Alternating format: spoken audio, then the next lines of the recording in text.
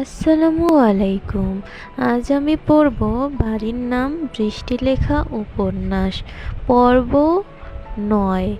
লেখনীতে সাবিকুন নাহার নিপা, পাঠে আমি মার্জিয়া। যে বিয়ে নিয়ে এত জল্পনা কল্পনা, সেই বিয়ে আপনা আপনিই ভেঙে গেল। পাত্র নিজেই বৃষ্টির কাকাকে ফোন করে জানালো বিয়ে সে করবে না। বাঙালি মেয়ের মেন্টালিটির সঙ্গে ম্যাচ না হবার সম্ভাবনা বেশি, তাই আর কথা না বাড়ানোই ভালো। বাড়ির লোকেরা প্রাথমিক ধাক্কা খেলেও মনে মনে সত্যিই সবাই খুশি হলো, তবে সেটা কেউ প্রকাশ করলো না। বৃষ্টি অবশ্য কোনো প্রতিক্রিয়াই দেখালো না, তবে পলিনের উচ্ছ্বাস ছিল দেখার মতো। খবর শুনে হাউমাউ করে কেঁদে উঠল। সবচেয়ে বেশি খুশি হয়েছেন বৃষ্টির মা। সত্যি বলতে মেয়েকে এতদূর পাঠাতে তিনি রাজি ছিলেন না, তবে সেটা কাউকে বলেও নি। মনে মনে চেয়েছেন বিয়েটা না হলেই ভালো, মেয়েকে কাছে পিঠে বিয়ে দিলেই হবে। বছরান্তে কয়েকবার এসে বেরিয়ে যাবে, উৎসব পার্বণে আসা যাওয়া করবে। অত দূর পাঠিয়ে নিজেরাও কি ভালো থাকতে পারবে? বিয়েতে সব থেকে বেশি উচ্ছ্বাস ছিল বৃষ্টির বাবার। সে অবশ্য চুপচাপই আছে। এই ঘটনার পর রেনু এসে বৃষ্টির বাবাকে বলল, ভাইজান, আমার একটা অনুরোধ আছে। বৃষ্টি লেখা বিয়ে পাশ করুক, তারপর না হয় ওর বিয়ে নিয়ে ভাবা যাবে।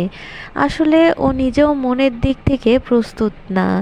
এই বিয়ে নামক কথা যেদিন থেকে উঠেছে সেদিন থেকেই ও কেমন সংকুচিত হয়ে গেছে। ওকে একটু সময় দিন। বৃষ্টির বাবা কিছু বলার আগেই ওর ফুপু বলল, রেনুর কথা ঠিক। তাছাড়া আমাদের মেয়ে যেমন লাখে এক, জামাইও তেমনই লাখে একজন হোক, কোটিতে একজন হবার দরকার নাই। বৃষ্টির বাবা হ্যাঁ না কিছু বললেন না, তবে তার ভাব দেখে বোঝা গেল যে তিনি মেনে নিয়েছেন। বিয়ে ভাঙার খবর আবিরের কাছেও পৌঁছে গেছে। আবির খুশিতে পাগল হয়ে গেল। 2 কেজি জিলিপি মসজিদে বিতরণ করে আসলো। ওর অবস্থা দেখে দুলু হেসে বলল, তোকে দেখে মনে হচ্ছে যে তোর বিয়ে ঠিক হয়েছে। আপা, সময় পাওয়া গেল।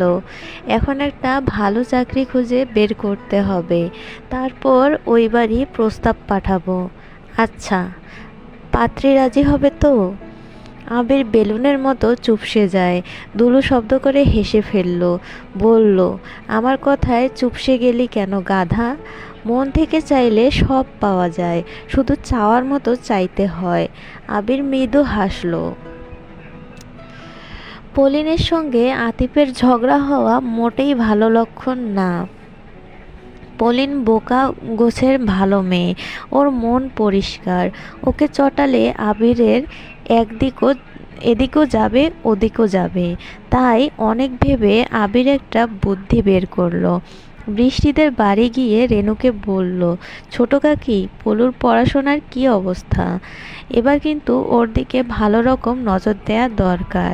রেনু হেসে বলল, ওর পড়াশোনা তো বৃষ্টি আর ওর বাবাই দেখে, আমার কথা শোনে না, তাই পড়তে বলা ছাড়া আর কিছু বলিও না। এসব বললে তো হবে না, ওর দিকে নজর দেওয়া উচিত। বাড়িতে একজন টিচার রেখে দাও। এইদিকে বাড়ি এসে পড়াবে এমন টিচার পাওয়া তো মুশকিল। আতিফ তো আতিফ তো খেয়ে খেয়ে মোটা হচ্ছে, ওর কাছে পলিনকে গছিয়ে দাও। রেনু হেসে ফেলল, বলল, ও তো বাচ্চা ছেলে, পলিনের অঙ্ক ঠিক পারবে। ওকে ডেকে বলো সন্ধেবেলা 2 ঘন্টা পলিনকে পড়াতে। আচ্ছা, বলবো। আবির বাড়ি ফিরে আতিফকে বলল, ওই বাড়ি ছোট কাকি তোকে যেতে বলেছে, কি একটা কাজ আছে বলল। আতিফ শুকনো ঢোক গিলল, বলল, আবার কি কাজ? শুনে আয়। আমাকে কেন জিজ্ঞেস করছিস? আতিফ ওই বাড়িতে গেল।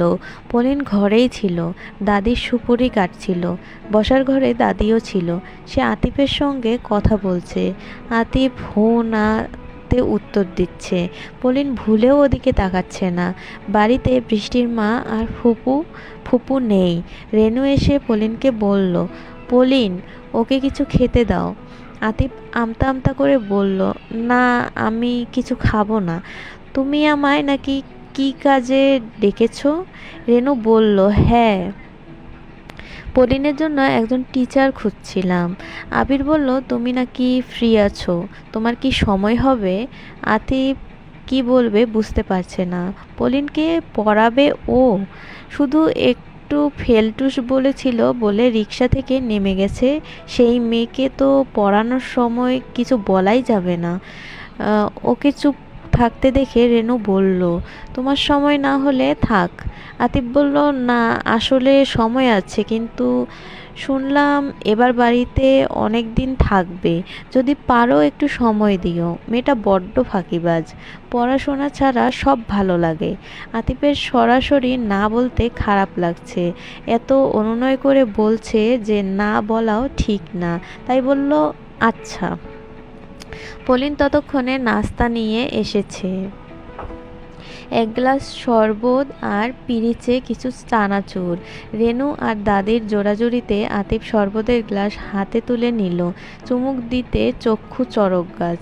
শরবতের রং হলুদ দেখে ভেবেছিল ট্যাংয়ের শরবত, কিন্তু এতে ট্যাংয়ের বদলে আছে হলুদ আর মরিচ, আর চিনির বদলে লবণ।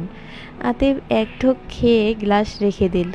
পলিন সঙ্গে সঙ্গে বলে ফেলল, বড় মা বলে খাবার অর্ধেক খেয়ে রেখে দেওয়া মানে শয়তানের জন্য রাখা। দাদি পান চিবুতে চিবুতে আতিফকে বলল, খাইয়া ফালাও দাদু, পুরাটা খাইয়া ফালাও। আতিফ আবারও শরবতের গ্লাস হাতে নিল। একটু দূরে দাঁড়ানো পলিনের দিকে তাকিয়ে দেখল ও মিটিমিটি হাসছে। আতিফ এক নিঃশ্বাসে শরবত শেষ করে পলিনের দিকে সরাসরি তাকিয়ে বলল, পলিন, তুমি মনে হয় শরবতে চিনি বেশি খাও, এখন থেকে একটু কম চিনি খেও। পলিনের হাসি মুখ মিইয়ে গেল। ও ভেবেছিল আতিফ শরবত খেয়ে চুপচাপ থাকবে, কিন্তু এভাবে বলবে ভাবেনি। বৃষ্টি শরবতের গ্লাস ধুতে গিয়ে পলিনকে ডেকে বলল, গ্লাস থেকে হলুদের গন্ধ আসছে কেন? হলুদ মিশিয়েছিস? হ্যাঁ, আমাকে ফেলটু বলা, তাই শোধ নিলাম। বৃষ্টি চোখ কপালে তুলে বলল, তুই তো খুব অসভ্য, আবিরের থেকেও ছাড়িয়ে গেছিস। পলিন মুখ টিপে হেসে বলল, কিছু ব্যাপার তোমার থেকেও শিখেছি। মনে আছে বড় ব্রিজের ওখানে আবির ভাই তোমার একদিন হাত ধরেছিল বলে তুমি তাকে শীতের মধ্যে ধাক্কা দিয়ে ফেলে দিয়েছিলে? বৃষ্টি কঠিন চোখে তাকিয়ে আছে।